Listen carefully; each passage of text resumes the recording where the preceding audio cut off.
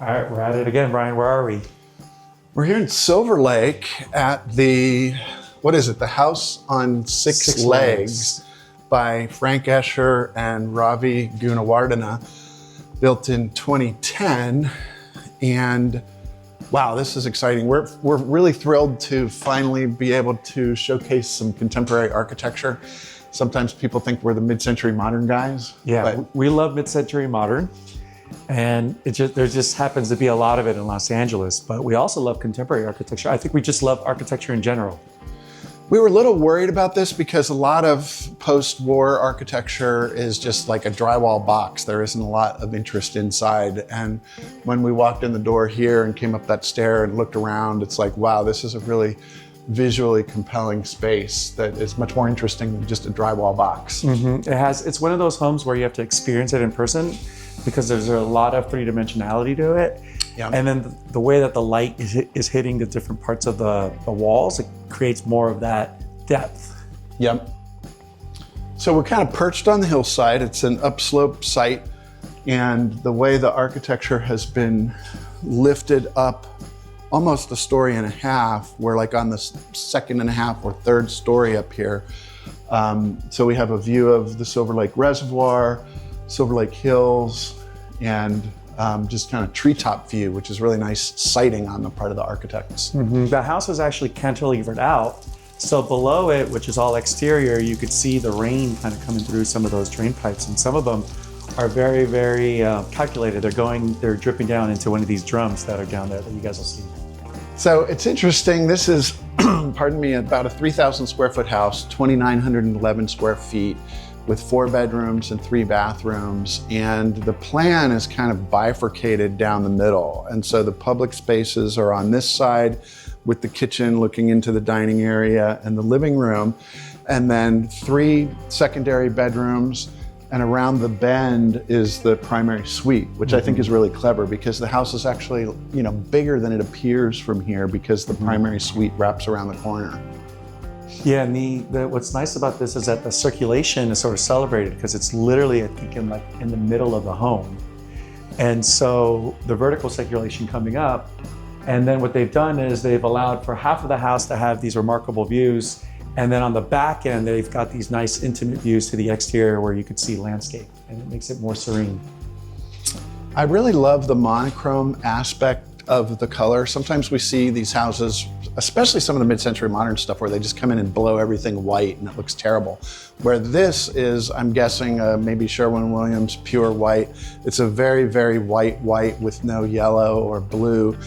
And then it's juxtaposed against this ebonized hardwood floor, black. And then you've got the accents of the stainless steel, the big aluminum sliding doors, probably Fleetwood, and really is a celebration of inside outside. Yeah, that's exactly what I was going to say. On one side, you've got that view, but then on the other side, you've got this deck where you could just go on the outside and dine or have your coffee. Should we take them into one of these rooms? Let's go into the primary suite. Okay.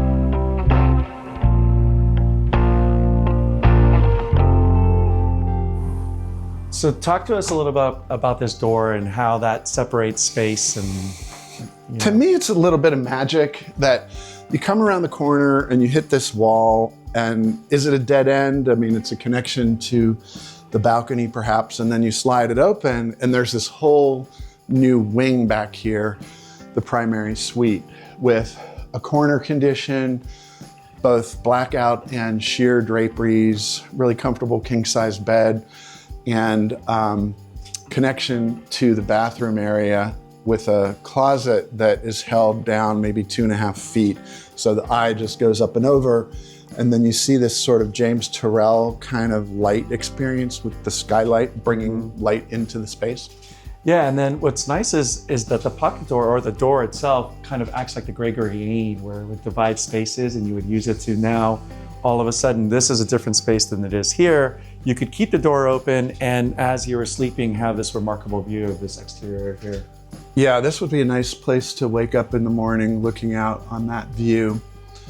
We'll point it out when we go back into the living room, but Frank Escher used to be in charge of the John Lautner archive, which is now at the Getty.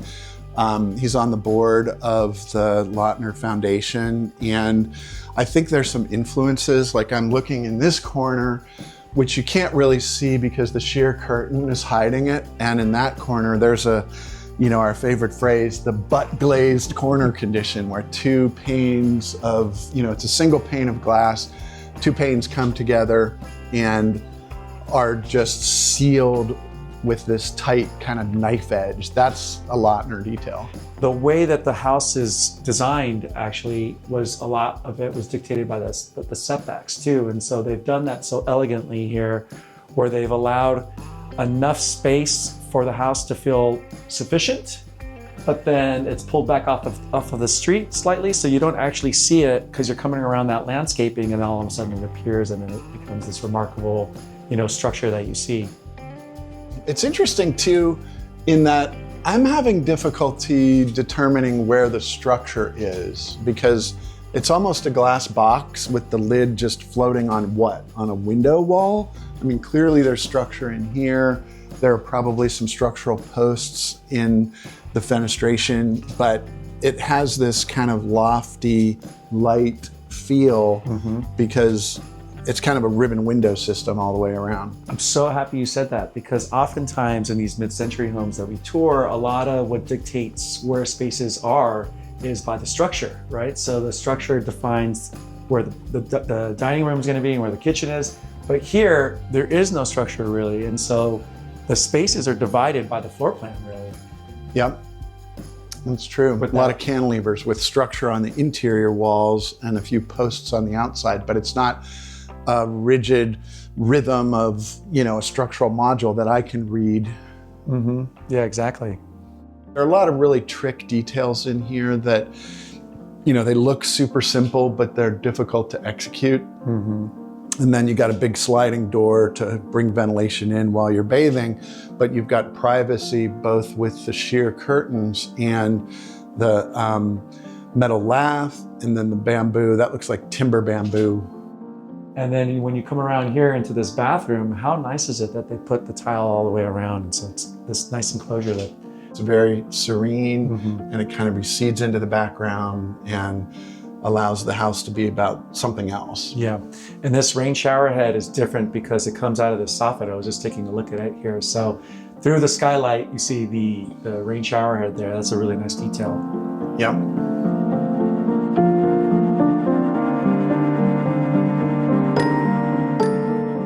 So all of these corners have been kind of eroded. You don't have structure at the corner, you have glass, which is a neat move. Right, and when you're looking this way, actually, if you notice the similarities between the walls around the circulation and then the kitchen, it's like these objects that protrude from the ground or from the floor.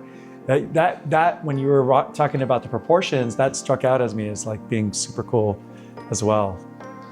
Yeah, I agree. The way this guardrail, this is a functional guardrail protecting people from the stair going down to the lower level, but it reads as kind of a sculptural volume. And then it's in dialogue with that huge island where you've got a breakfast bar where you can have hors d'oeuvres or breakfast.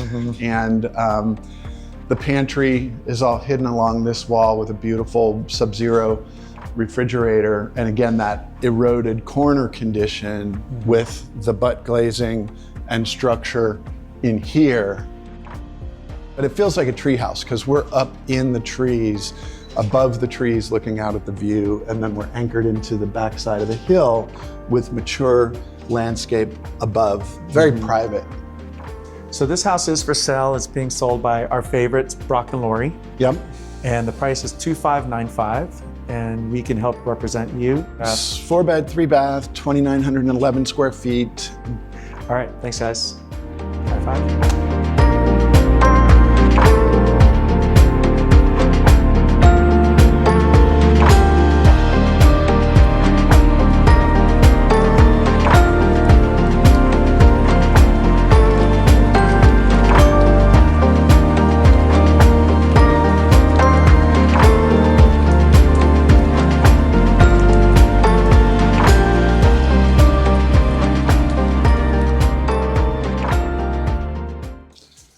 we're going to have to correct the architects because on their website, they talk about 5 piers on the house with 6 legs, but we're counting 1, 2, 3, 4, 5, 6 piers. So mystery solved.